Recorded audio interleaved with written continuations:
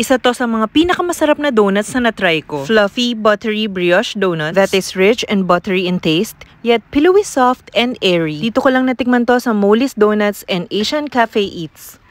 Located siya dito lang sa Pioneer Center in Barangay Capitolio, Pasig. Katabi lang niya yung Mad Marks kasi they're managed by the same group. And alam niyo naman na love ko yung mga ice cream sa Mad Marks. Kaya mataas ang expectations ko sa donuts ng Molly's. Ito yung mga donuts na ino-offer nila. Medyo rustic yung feel kasi earthy brown yung colors except for the matcha. But I love na merong mga kakaibang flavors na dito mo lang sa Molly's matitikman. They use an excellent quality brioche dough. Kaya ang rich and buttery yung taste pero pillowy soft. Their round donuts cost 85 pesos each and the square one is 65. Quite expensive but the size is really big and special yung flavor. Ito yung tipo ng donut na sobrang mabubusog ka after. And syempre hindi makukumpleto ang donut experience pag walang coffee. Kaya I also order their iced Spanish latte. Look kung gaano kasiksik yung donut. I like the texture so much and hindi masyado matamis itong brown butter flavor. This iced Spanish latte naman is made with an espresso shot. Homemade spice blend na nangingibabaw yung cinnamon taste. Made from scratch na caramel and steamed milk. Love their Spanish latte also.